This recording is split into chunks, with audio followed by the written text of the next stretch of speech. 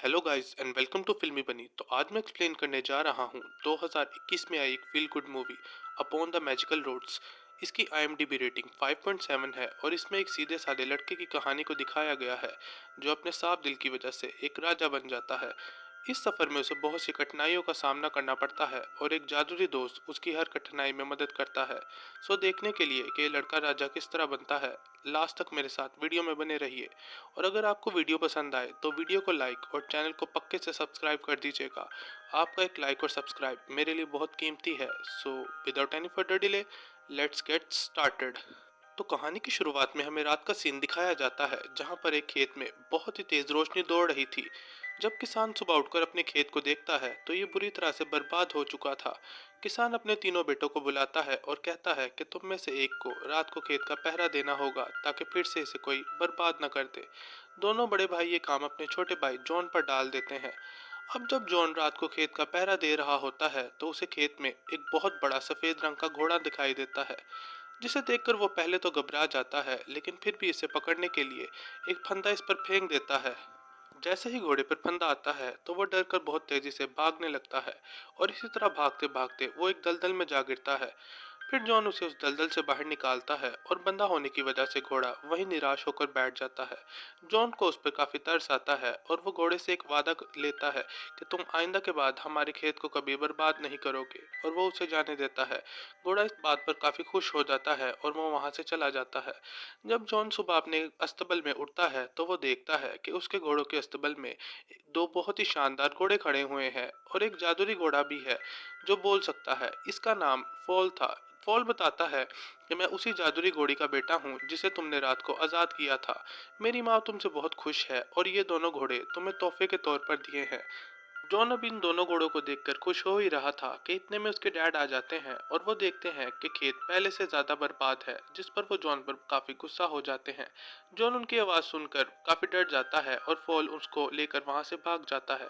जब ये दोनों रास्ते में होते हैं तो जॉन को याद आता है कि वो दोनों घोड़े तो अस्तबल में ही रह गए। तो फॉल एक सीटी बजाता है और वो दोनों घोड़े बिजली की रफ्तार से उन दोनों के पास आ जाते हैं। असल में जॉन इन दोनों घोड़ों को बाजार में बेचना चाहता था, और जब वो बाजार में जाता है तो फॉल उसको कहता है कि ये घोड़े तुम उस झोंपड़ी पर बैठे आदमी को बेच दो। लेकिन जॉन तो ये घोड़े बादशाह को बेचना चाहता था ताकि वो ज्यादा पैसे कमा सके। अब जब जॉन बादशाह के पास पहुंचता है तो बादशाह के मंत्री कहते हैं कि इस आदमी के पास इतने शानदार घोड़े कहाँ से आए, जरूर इसने ये चुराए होंगे। जिस पर बादशाह वो दोनों घोड़े उससे मुफ्त में ले लेता है और उसको कुछ पैसे नहीं देता। इस बात से जॉन काफी निराश हो जाता है और फॉल दोबारा से सीटी बजाता है और वो दोनों घोड़े भागकर जॉन के पास वापस आ जाते हैं, जिस वजह से राजा की बग्घी उलट जाती है और राजा पूरे का पूरा आटे से भर जाता है। अब राजा को जॉन पर गुस्सा तो काफी आ रहा था लेकिन उसकी कोई गलती ना होने की वजह से वो उसे सजा नहीं दे पाता। बादशाह के मंत्री कहते हैं कि क्यों ना हम इसको अपने पास काम पर रख लें और मौका मिलते ही इसे हम सजा दे देंगे। अब उसका एक मंत्री कहता है कि हम जॉन को फायरबर्ड को लेने के लिए भेज देते हैं। जब वो उसको ना पकड़ पाएगा तो हम इसको मौत की सजा सुना देंगे। बादशाह को ये सुझाव काफी पसंद आता है और वो जॉन को फौरन फायरबर्ड को पकड़ने के लिए भेज देता है। जब जॉन ये बात आकर फोल को बताता है तो वो कहता है कि तुम्हें ये काम नहीं करना चाहिए, इस काम में तुम्हें जान का भी खतरा है। लेकिन जॉन तो अब ठान चुका था, जिसकी वजह से फॉल उसको एक जंगल में लेके जाता है और उसे ड्रीम नट्स का पेड़ दिखाता है। वो जॉन को बताता है कि फायरबर्ड को ये नट्स काफी पसंद है और वो इसे खाते साथ ही सो जाती है।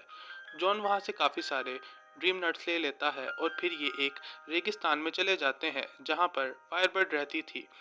फॉल जॉन को बताता है कि फायरबर्ड जमीन के नीचे रहती है और तुम ड्रीम नट्स को जमीन पर फेंक दो।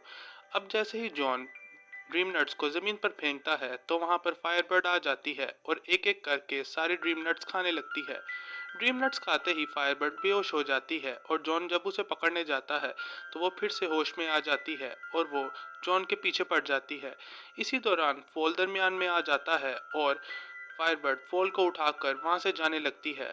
अब फॉल को बचाने के लिए जॉन आखिरी ड्रीम नट जमीन पर फेंक देता है और फायरबर्ड उसे खाकर बेहोश हो जाती है। नेक्स्ट सीन में हमें दिखाया जाता है कि जॉन ने फायरबर्ड को पकड़ लिया है और फायरबर्ड इस बात से काफी उदास है और वो रो भी रही होती है, जिस पर जॉन को काफी तरस आता है और वो उसे आजाद कर देता है। फायरबर्ड इस बात से काफी खुश हो जाती है और वो जाते जाते जॉन को एक जादुई पंख दे जाती है जो चमकता था। जब जॉन राज्य में वापस जाता है तो बादशाह उसे सजा देने लगता है। वो कहता है कि तुम फायरबर्ड को नहीं पकड़ पाए। जॉन कहता है कि मैंने फायरबर्ड पकड़ ली थी और मैंने उसको बाद में जाने दिया। ये चमकता हुआ पंख उसकी निशानी है, लेकिन अब पंख नहीं चमक रहा था, जिसकी वजह से राजा उसे सजा देने लगता है। लेकिन कहीं से फायरबर्ड आ जाती है और वो पंख दोबारा से चमकने लगता है। सब लोग इस बात का यकीन कर लेते हैं कि जॉन ने वाकई फायरबर्ड को पकड़ लिया था और वो सब बहुत ही खुश हो जाते हैं। अब ना चाहते हुए भी जॉन की बादशाह को तारीफ करनी पड़ जाती है और वो उसे एक रेड कलर का कोट भी गिफ्ट कर देता है। अब जॉन के लिए बादशाह की नफरत और बढ़ चुकी थी और उसके मंत्री उसे सुझाव देते हैं कि क्यों ना हम जॉन को एक राजकुमारी को लेने भेज देते हैं। अगर वो राजकुमारी को ले आया तो आप उससे शादी कर लेना, और अगर वो ना ला पाया तो हम जॉन को ख़त्म कर सकते हैं। जिस पर राजा मान जाता है और वो जॉन को इस सफ़र पर रवाना कर देता है। जॉन एक बर्फीली चोटी पर पहुंच जाता है और उस चोटी की गुफा के ऊपर एक बहुत बड़ी बर्फ की दीवार थी, जिसको देखकर जॉन घबरा जाता है कि अब हम इसको कैसे तोड़ेंगे। तभी फायरबर्ड का पंख आता है और वो उस दीवार के अंदर चला जाता है, और जिसकी वजह से फॉल भी बर्फ के साथ नीचे चला जाता है। अब जब जॉन अकेला उस गुफा के अंदर जाता है तो उसे काफी सारी लड़कियां सोई हुई दिखाई देती हैं।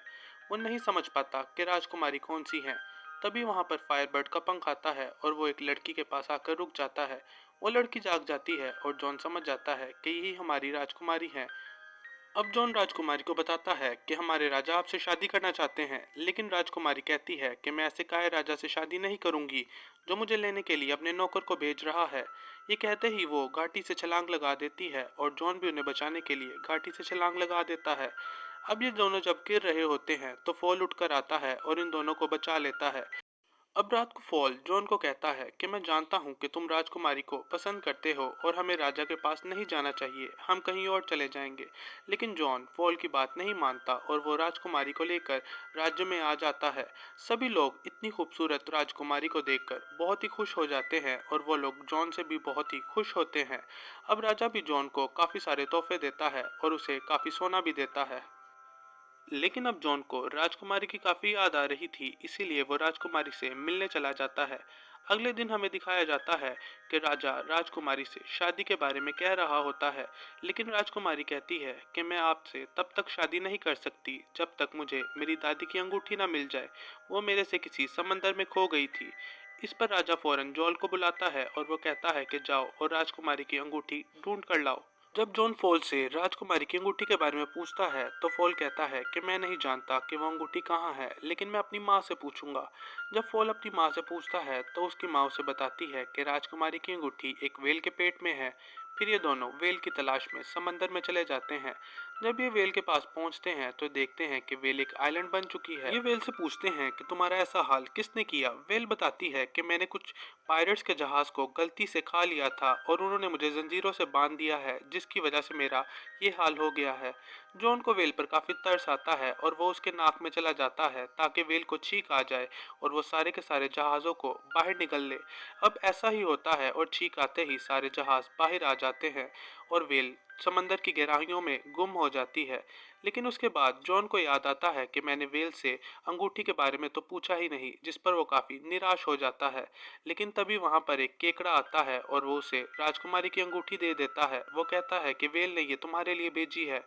अब जब ये जॉन अंगूठी जाके राजकुमारी को देता है तो राजकुमारी काफी खुश हो जाती है और वो समझ जाती है कि जॉन एक बहादुर इंसान है। लेकिन राजा का मंत्री जॉन को राजकुमारी के साथ देख लेता है और वो जॉन को गिरफ्तार करने के लिए सिपाहियों को भेज देता है। दूसरी तरफ हमें दिखाया जाता है कि राजा ने फॉल को शूट कर दिया है। अब राजकुमारी इस बात से काफी निराश होती है और एक चूजा राजकुमारी के पास आता है। वो राजकुमारी को फॉल के पास लेके जाता है। राजकुमारी फॉल को बताती है कि मैंने राजा से बचने के लिए उनको एक आइडिया दिया था कि मैं आपसे इस तरह शादी नहीं कर सकती, आपको पहले जवान होना होगा, जिसके लिए आपको उबलते हुए पानी में, फिर बर्फ की तरह ठंडे पानी में और फिर उबलते हुए दूध में छलांग लगानी होगी और आप फिर से जवान हो जाएंगे। लेकिन राजा के मंत्री ने उन्हें सुझाव दिया है कि हमें पहले जॉन पर ट्राई करना चाहिए, इसीलिए आज वो सब कुछ जॉन पर ट्राई करने वाले हैं। लेकिन हम जॉन को बचा सकते हैं अगर मैं उबलते हुए पानी में अपनी अंगूठी और बर्फ जैसे पानी में फायरबर्ड का पंख और उबलते हुए दूध में हम जीवन मृत्यु का फूल डाल दें तो जॉन बच सकता है। दो चीजें तो हमारे पास हैं, लेकिन जीवन मृत्यु का फूल तुम्हें लाना होगा। ये सुनते ही फॉल अपने दोस्त को बचाने के लिए जीवन मृत्यु का फूल लेने भाग जाता है। नेक्स्ट सीन में हमें दिखाया जाता है कि अब राजा ये सब कुछ जॉन पर ट्राई करने वाला है और उसने जॉन को उबलते हुए पानी में डाल दिया है।